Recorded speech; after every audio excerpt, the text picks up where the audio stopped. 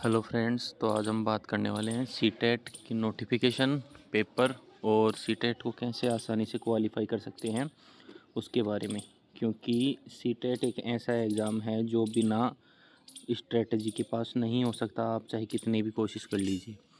इसके लिए एक फ़िक्स पैटर्न है, एक फ़िक्स स्ट्रेटजी है जिसको आपको यूज़ करना ही पड़ेगा। तो मैंने भी इसी तरीके से स्ट्रेटजी यूज़ करके सीटेट पिछली बार वाला जुलाई 2024 वाला क्वालिफाई किया था।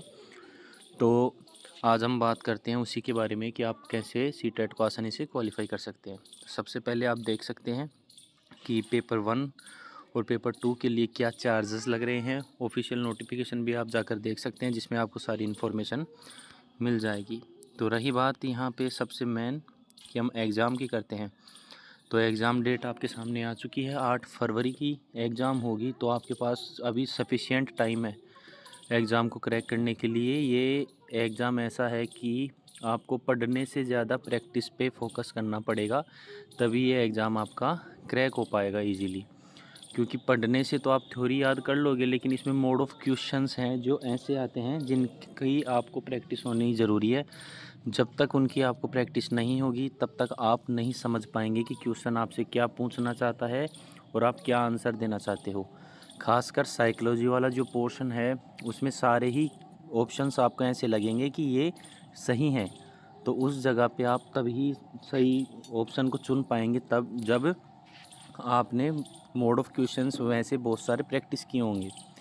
तो इसीलिए थ्योरी से ज़्यादा प्रैक्टिस पे फोकस कीजिए। मैंने ज़्यादा से ज़्यादा प्रैक्टिस ही की थी और थ्योरी के लिए मैंने सीटेट के लिए कोई बुक नहीं पढ़ी।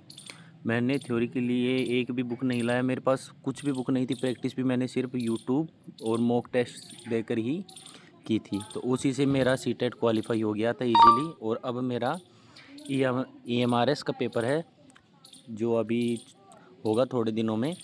तो इसीलिए जो भी ये पेपर देना चाहता है सीटेट का और क्वालिफाई करना चाहता है, सबसे पहले तो स्ट्रेस ना लें।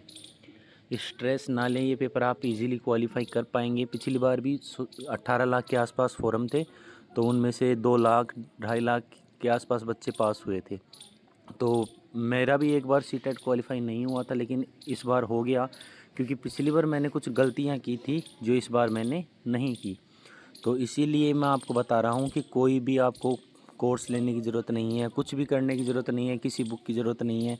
आपके पास यूट्यूब पर बहुत सारा सोर्सेज उपलब्ध हैं जिसको आप यूज़ कर सकते हो। तो अगर आप उन सोर्सेज के बारे में